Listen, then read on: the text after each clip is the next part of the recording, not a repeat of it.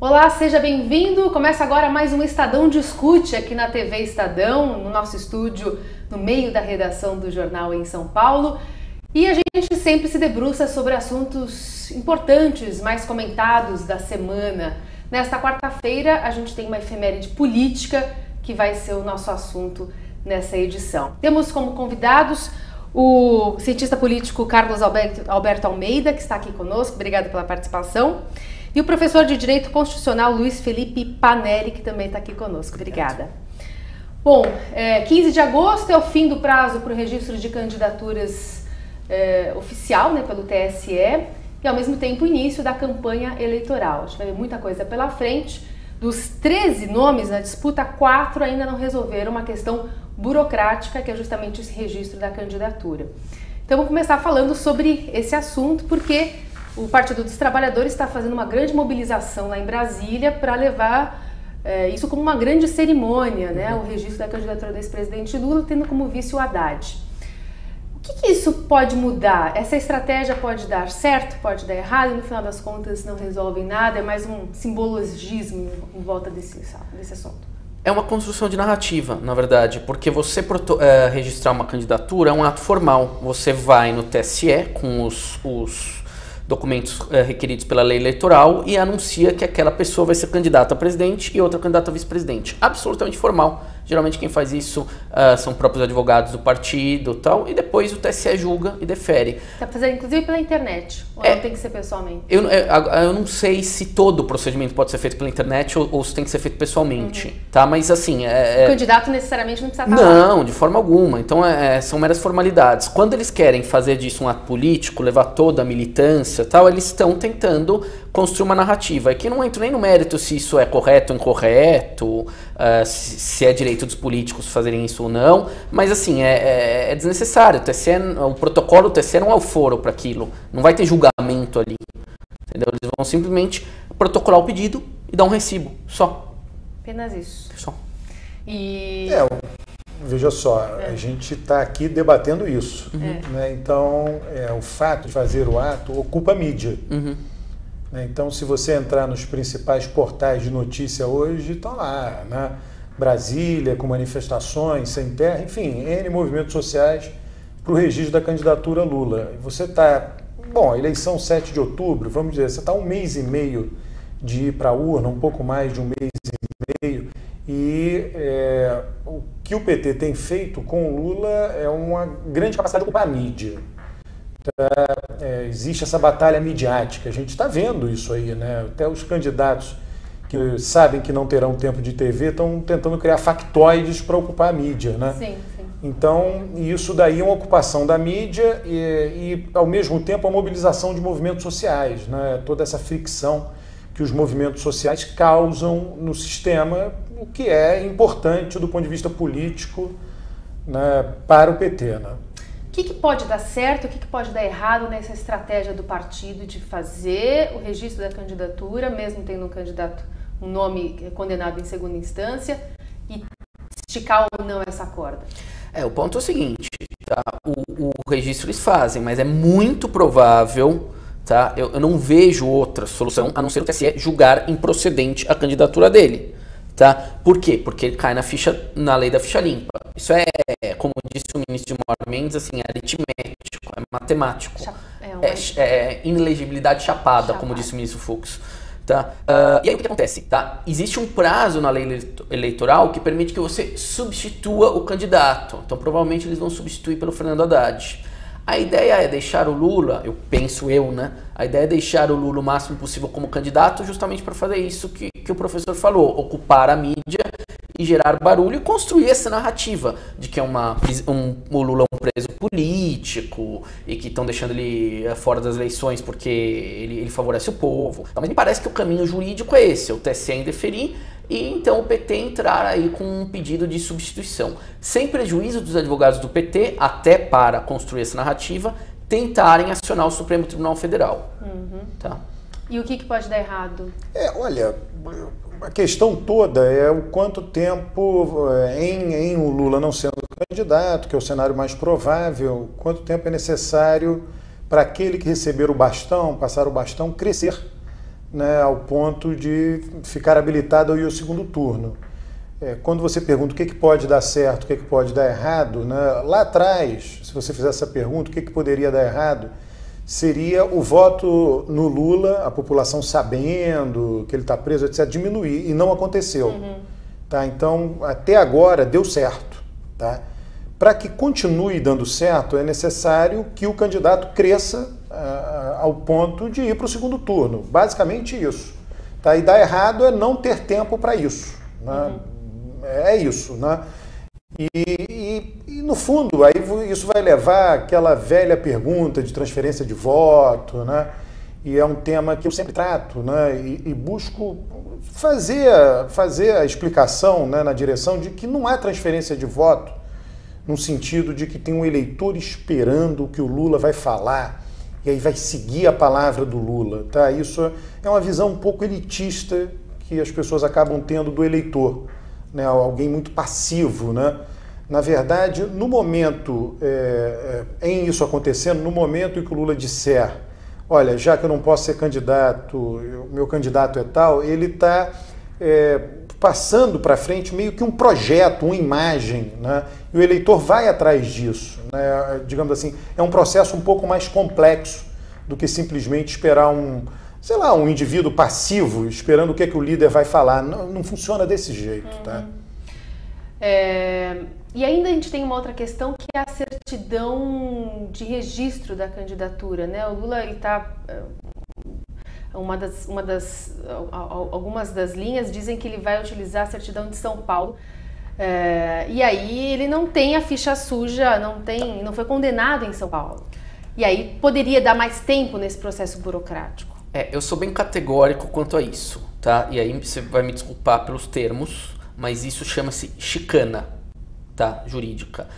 Uma pessoa que é condenada pela Justiça Federal está condenada e incorre na lei da ficha limpa. Se você apresentar uma outra certidão, uma certidão em branco, ou a certidão é falsa, ou você está apresentando uma certidão verdadeira, mas incorreta. Então você está tentando burlar o processo de registro eleitoral.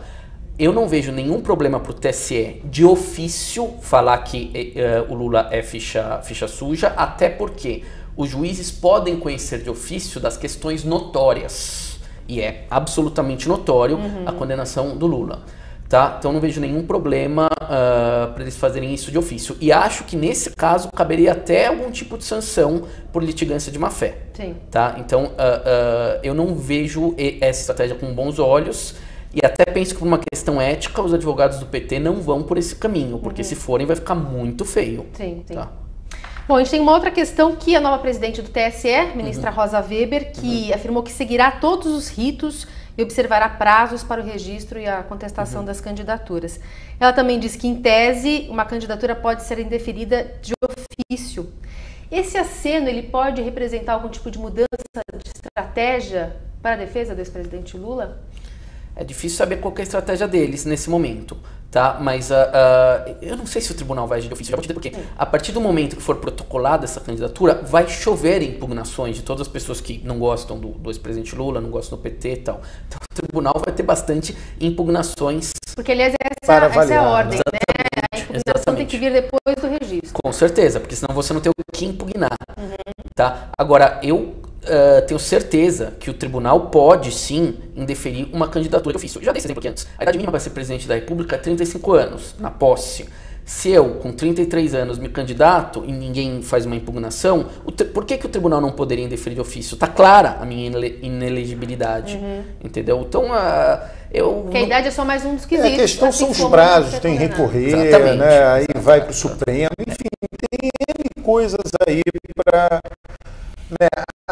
Eu acho que tem um ponto, saber se, sei lá, isso depende da justiça, né? É saber se será possível ter propaganda eleitoral, né? Com o Lula, ainda que com imagens do passado, quer dizer, ele, enfim, como todo homem público, tem muitas imagens, e você pode fazer uma campanha com imagens já gravadas, né? Se será possível começar assim, né? Eu acho que essa é uma questão importante que não está claro, ninguém sabe dizer, né? Exato. E até dia 30 de agosto, que é quando inicia a campanha em rádio e TV, a gente pode já ter essa resposta? vai valer até o dia 17 de setembro, que é quando se termina o prazo para você julgar os recursos. O tribunal tem esse prazo que você mencionou, mas eu acho muito provável que eles julguem antes. Agora, o professor mencionou uma coisa aqui que é interessante. Não está claro, realmente não está claro. Por que não está claro? Porque a lei eleitoral não foi feita pensando numa hipótese como essa. Essa é uma hipótese absolutamente sui generis, que estão empurrando um candidato cuja inelegibilidade é chapada, nos dizeres do ministro Fux. Entendeu? Por isso que há esse conflito de lei. A gente não sabe se ele vai poder dar entrevista, a gente não sabe se vai poder usar imagens das campanhas anteriores. Porque quem fez a lei eleitoral não pensou que o candidato... São muitos casos, é um caso muito específico. Com certeza. Então, assim, tá tendo uma certa distorção da lei eleitoral aí para tentar empurrar a candidatura do ex-presidente. Sim, e nesse meio tempo, a gente tem diversos debates, por exemplo, sendo promovidos, sabatinas, que é uma forma de fazer publicidade também desses candidatos. Sexta-feira agora tem um, né? E a gente não sabe exatamente se vai o vice. Mas é interessante, isso aí é um bom teste para o efeito dos debates na campanha, né? A gente já viu acontecer e aí tem pesquisa depois dele e nada mudou. Né? Então, tem estudo já, né, que mostra que o efeito é muito limitado. Em geral, ele tem a ver, ele acontece mais em segundo turno e tem a ver com o crescimento do candidato desconhecido, porque o debate torna o candidato mais conhecido. Mas agora vai ficar mais evidente para todo mundo, vai virar praticamente um case, né? Vai ser interessante isso. Quando a ministra Rosa Weber fala de ritos e de se respeitar esses ritos, de um lado a gente vê críticas dizendo que o ex-presidente Lula sofreu um tipo de preferência no julgamento dos seus processos para sair logo esse resultado e tal. Por outro lado, se você estica muito a corda até 17 de setembro, vai haver críticas também por parte do judiciário. Por que deixou até aqui o eleitor ficar na mão, não vai saber escolher direito e tal? Como é que o judiciário deve sair dessa questão? Então, o judiciário tem que se valer das prerrogativas da magistratura, entre elas a vitaliciedade e tal, para julgar de uma maneira técnica, imparcial. É o que se espera. Tá? Eu não acho que o rito da Operação Lava Jato foi acelerado para prejudicar o ex-presidente Lula. Eu acho que a Operação Lava Jato seguiu o rito normal, o ex-presidente entrou com os recursos, ele ainda tem outros recursos a serem julgados no Superior Tribunal de Justiça, depois do Supremo Tribunal Federal, e vão ser julgados. Agora, o tempo da justiça eleitoral é muito diferente da justiça comum. A justiça eleitoral é, sem dúvida, a mais rápida no Brasil. E tem que ser, porque o tempo está correndo. Então, por exemplo, os prazos para os advogados se manifestarem muitas vezes são 24 horas, 48 horas, os juízes decidem às vezes no mesmo dia, entendeu? Então, são dois ramos da justiça que não atuam no mesmo tempo. Tá? Por exemplo, você pode perguntar por que o Superior Tribunal de Justiça não julga agora o recurso especial do ex-presidente Lula? Poderia, só que eles têm outros processos na pauta. Eles não vão acelerar simplesmente por causa das eleições. E o TSE não pode forçar com que eles julguem, são dois tribunais separados. E tem todo esse contexto só quero fazer uma ressalva que eu acho que é legal, que os tribunais eleitorais são rápidos em época de eleição e são muito lentos fora dela. Que é um absurdo, né? Teve o exemplo aí emblemático de apreciar lá o mandato da Dilma, o julgamento, depois de ela já não ser presidente. Isso acontece aos montes, tá? Um governador de estado. Então, de fato, ele é muito veloz no processo eleitoral, mas parece que passada a eleição, todo mundo está de férias, dá essa impressão. Sim. Não, mas aí eu digo no sentido do contexto, da fragilidade que o judiciário hoje tem perante a sociedade. As pessoas estão criticando o ativismo do judiciário, então ele vai ser passível de críticas possivelmente se determinar por A ou por B, né? Essa é a impressão que dá. Olha, tudo indica que é uma questão de prazo, né? Se o prazo vai ser mais ou menos esticado, né? Essa coisa se vai poder ter a propaganda de televisão com as imagens do Lula como candidato, porque provavelmente com as imagens como apoiador pode ter. Sim, claro. Né? Mas como candidato a gente não sabe. Aí vai que pode, aí ele cresce. Tá? Não sabe se cresce ou não cresce, quer dizer, então tem uma, digamos assim, uma nebulosidade grande, uma névoa grande, né, pelos próximos dias aí, um mês aí que seja, né? Almeida, no seu livro, O Voto do Brasileiro, o senhor enfatiza que o primeiro governo Lula segmentou pela primeira vez o eleitorado brasileiro nos moldes que a gente já via em democracias em outros países. Então, mais pobres lá para a esquerda e centro-esquerda, mais ricos centro-direita.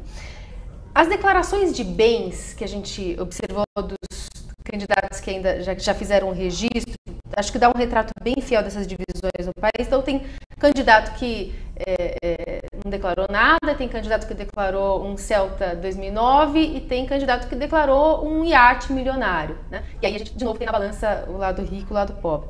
Eu queria saber se no contexto de hoje do Brasil, dos 13 milhões de desempregados, da economia que ainda vai devagarzinho, se ele chama uma consolidação desse cenário que o senhor coloca no livro, ou se há outros ingredientes que também contam nessa sua perspectiva. Olha, você vê o cenário do livro, basta olhar as pesquisas e a segmentação delas, né? Então você vê, tomando a votação do Lula, aqui a votação do Lula como um medidor, tá, da força de um eventual candidato do PT, até mesmo que não seja o Lula. Aí você vê que a votação dele é mais forte nas pessoas de menor escolaridade, de menor renda e no Nordeste. E aí você vê a votação de Alckmin barra Bolsonaro, quer dizer, meio que os dois juntos, é mais forte no centro-sul do país e nas pessoas de maior renda e escolaridade. Isso já está refletido nas pesquisas de hoje. É só ver a abertura das pesquisas. Em geral, vai além, está nos sites das empresas que fazem pesquisa, né? E não na divulgação. Tá? Mas isso tá lá, já está atuando. Tá?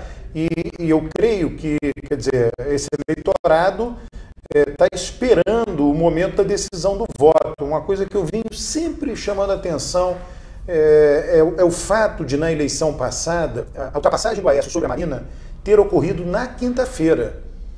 Tá? Então, quando eu afirmo isso, eu estou dizendo, na quinta-feira eles estavam empatados. Tá? Então aí você teve sexta, sábado e domingo. Aí quando foi feita a contagem dos votos, o Aécio acabou 12 pontos na frente da Marina. Então vamos dividir igualmente. Ele avançou sobre ela 4 pontos na sexta, 4 no sábado, 4 no domingo. É muita coisa. 4 pontos é muita coisa. Tá? Um eleitorado na época, né, indo às urnas de 100 milhões, quer dizer, 4 milhões de votos por dia. Tá? É muito voto. Então, mas o que isso mostra? Que a decisão foi postergada para o final. O eleitor ficou acompanhando a propaganda, ficou somando lá e vendo as informações, e aí diz, bom, a eleição está chegando, agora eu vou decidir. E aí mudou de voto. Tá? Rapidamente, já vinha mudando. A Marina foi caindo pouco a pouco e o Aécio subindo pouco a pouco. E acelerou rapidamente em 3 dias antes da eleição. Pode ser que a gente veja um fenômeno semelhante, até considerando o descrédito da política. As pessoas, se você for, né, as pessoas fazem muito pesquisa qualitativa. Conversei com um taxista, conversei com um motorista tal. Aí você vê a indecisão das pessoas. Não sei, não gosto de nenhum deles. É isso. Mas quando chegar lá perto da eleição, a pessoa vai decidir. Tem que decidir. Olha, tem abstenção, tá? A abstenção nossa é em torno de 20%. Ela pode ser maior? Sim, pode ser maior, mas dificilmente sairá de 20 para 30. É muita coisa. Se sair de 20 para 22, 23, já é muito. Tá? Tem branco e nulo, né? Então ele tem uma certa estabilidade, pode aumentar, né? Mas vão ter os votos dos candidatos, quer dizer, vão ter 2 que vão para o segundo turno, esse é que é o ponto. A má avaliação do ex-prefeito de São Paulo, João Dória, aqui em São Paulo, ela ajuda Fernando Haddad nesse contexto, pelo menos local, sul, sudeste, no sentido de que um candidato de São Paulo, com um nome amparado por Lula, possivelmente viraria mais votos no Nordeste do que o inverso, do que, por exemplo, se a gente escolhesse Jacques Wagner para esse processo e tentar reproduzir o mesmo cenário aqui no Sul. O que o senhor vislumbra? Olha, tudo tem, né, pontos positivos e negativos. Jacques Wagner, Nordeste, fecharia o Nordeste. Aí tem algumas sutilezas, tá? Quando o Ciro Gomes foi candidato a primeira vez, ele tinha sido mais recentemente, lá naquela época, ex-governador do Ceará. Você vê a média de votação do Ciro no Nordeste, muito forte no Ceará, e abaixo da média do Nordeste em Pernambuco e Bahia. Porque esses 3 estados são maiores e têm rixas internas. Tá? Então, um político de ascensão baiana, poderia ter um excelente desempenho no Nordeste, mas proporcionalmente não tão bem em Pernambuco e Ceará. E aí o leve sotaque dele nordestino poderia servir de um elemento de rejeição no Centro-Sul. Tá? Então, aspectos positivos e negativos, né?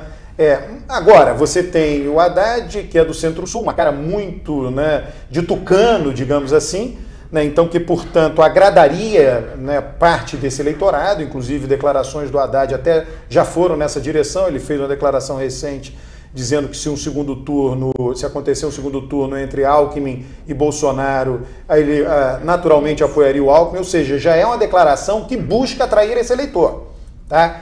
E aí tem o Nordeste, que ele fecharia menos, mas o PT tem muita força no Nordeste. Você está vendo aí as pesquisas nos estados governados pelo PT indicam vitórias de seus governadores em primeiro turno. Tá? Então tudo vai ter um lado positivo e negativo, né? Isso vai ser depois da campanha. Você mencionou o João Dória. Quando você abre as pesquisas do estado de São Paulo, para governador, o João Dória tem mais votos fora da capital, proporcionalmente menos votos na capital, por causa disso que você mencionou. Tá? Então o eleitor vai levar em conta, o eleitor da capital vai levar em conta a avaliação que ele teve do Haddad. Você tem também algo que atinge o ex-governador Geraldo Alckmin, que a própria avaliação dele, tanto na capital quanto no estado, se a avaliação dele como governador tivesse sido melhor, ele não teria as dificuldades que ele hoje tem para enfrentar o Bolsonaro no estado de São Paulo. Sim. Então, de fato, tem vários elementos que tornam o cenário bastante confuso. Que a partir de agora vai ficar um pouquinho mais claro quando... Sim, a tendência... Veja, vem clareando, né? Vem, a força do PSDB se fez valer com aliança em termos de tempo de televisão. A força do PT se fez valer isolando o Ciro Gomes. Então, houve um clareamento. Já que a gente está mencionando Alckmin e o PSDB, das 10 legendas que possuem os maiores recursos que vão colocar aí para fora nos próximos meses, 7 fazem parte do Centrão, né, que apoiam o ex-governador aqui de São Paulo. Mas nenhuma, exceto o PSDB, vai colocar dinheiro na campanha presidencial. Nem o PP da própria senadora Ana Amélia, que é a vice dele. Em que medida isso pode dar alguma pista do empenho que essas legendas vão ter na hora de apoiar de fato o governador Geraldo Alckmin? É que tá. O Alckmin, na minha opinião, ele foi esperto. Ele fez uma aliança, ele conseguiu um tempo de TV e rádio, né, que virá agora quando começarem as propagandas eleitorais, que é muito superior ao dos outros candidatos, pelo menos no primeiro turno. Então, só isso vale mais do que dinheiro.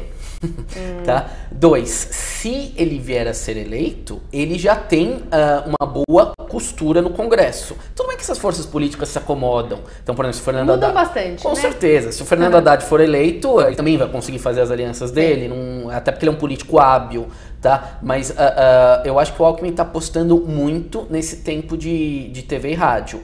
E, na medida do possível, tentar fazer uma campanha mais barata. O PSDB também tem uma parte considerável, né, de fundo partidário, esse tipo de coisa. Então, eu acho que o Alckmin tem uma vantagem inicial nessa campanha. Para o eleitor faz diferença, é isso? O tempo de TV, olha, uma coisa é você ter muito tempo de TV e tem alguém que tem lá, o PT vai aparecer. Mas o adversário do primeiro turno do Alckmin é o Bolsonaro, não é o PT. Então ele tem muito tempo de TV e o Bolsonaro praticamente não tem, é zero, próximo de zero. Então ele vai desaparecer dessa propaganda. Tá? Um padrão Enéas, né? Um padrão Enéas. Tá? E outra coisa que é importante lembrar, o Bolsonaro tem lá tantos por cento de eleitores, 20%, 15%, mas esses eleitores são diferentes, né? As pessoas têm muito avaliado, os mais engajados na política, nós aqui, por exemplo, a gente fica avaliando tudo muito com a lente das redes sociais, que estão ali os mais engajados, os mais militantes.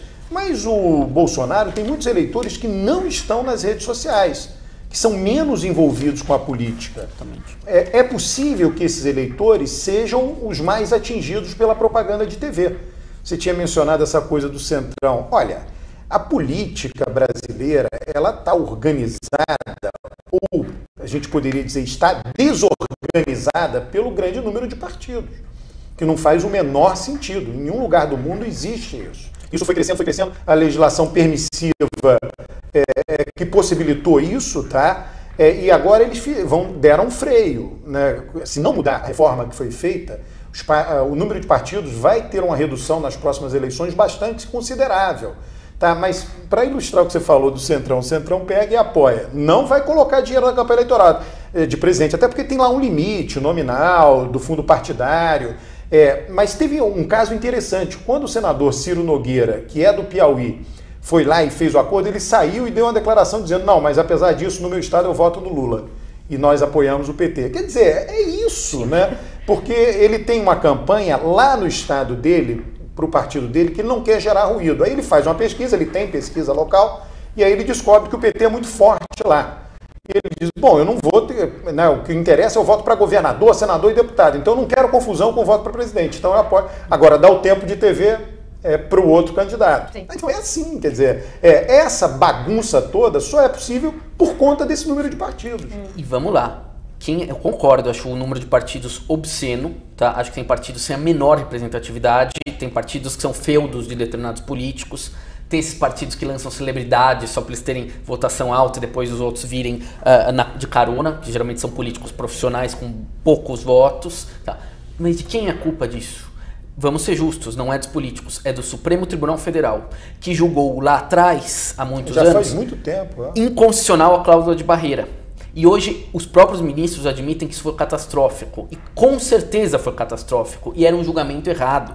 Eles falam: mas você tem que deixar a minoria se tornar maioria. Sim, só que esse excesso de minoria distorce o sistema eleitoral. Você não tem mais maioria ou minoria. Você tem oportunistas. Então a gente que, sei lá, um pequeno partido lança o Tiririca, ele ganha lá milhões de votos, e aí um monte de políticos profissionais com pouquíssimos votos entram na carona. Isso não é democracia, isso é distorção. Se você tem menos partidos, vamos imaginar um cenário, né, que tenha dois grandes partidos, que seriam PT e PSDB, tá, que somados pudessem ter 85% da Câmara, e mais 3 ou 4 tivessem 15 somados.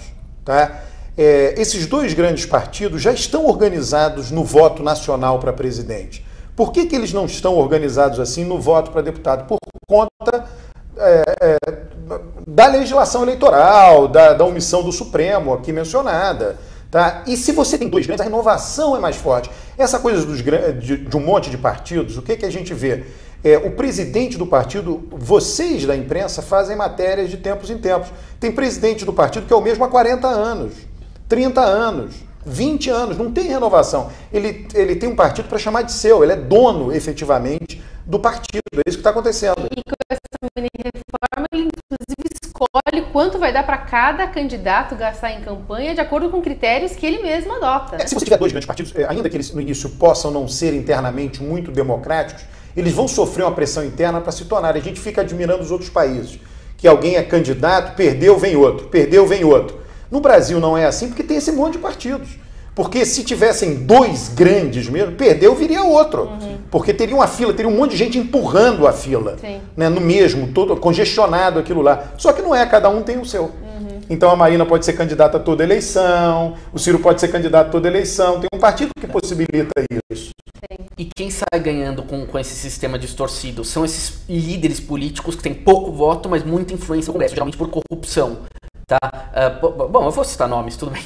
Existe um partido que é o PR, Partido da República, absolutamente fisiologista, tá? Ele vai sempre para quem tem poder e o dinheiro. E se você olha os líderes do partido, eles não são nem ficha suja, são ficha imunda, tá? Pessoas condenadas por improbidade, por corrupção, enfim, por uma série de condutas antiéticas, tá? Então, e outra, pior, o novo governo fica nas mãos desses líderes caudilhescos do Congresso Nacional, entendeu?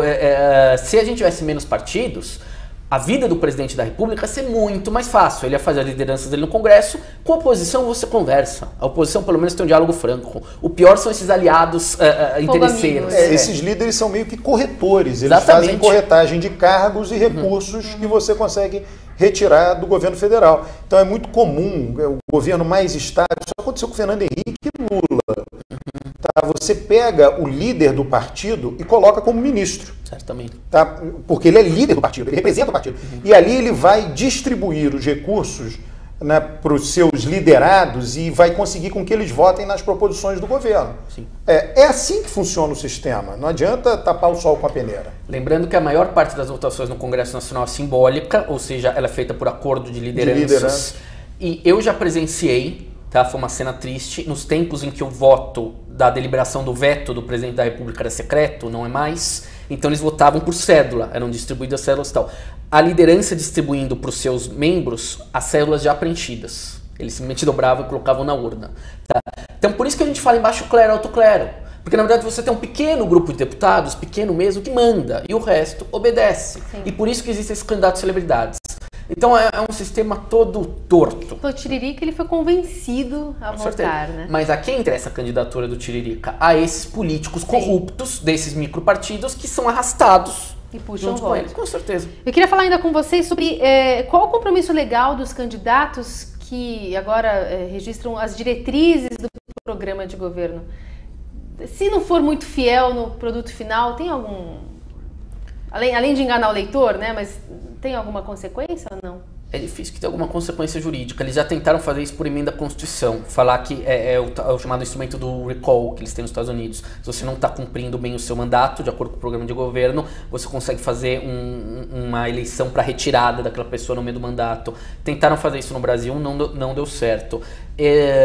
Eu acho positivo o requisito do registro do programa político. O Fernando Haddad, quando foi prefeito de São Paulo, sempre bateu nisso. Ele falou, olha, cumpri todo o meu programa. Acho justo, acho um argumento honesto que ele apresentou.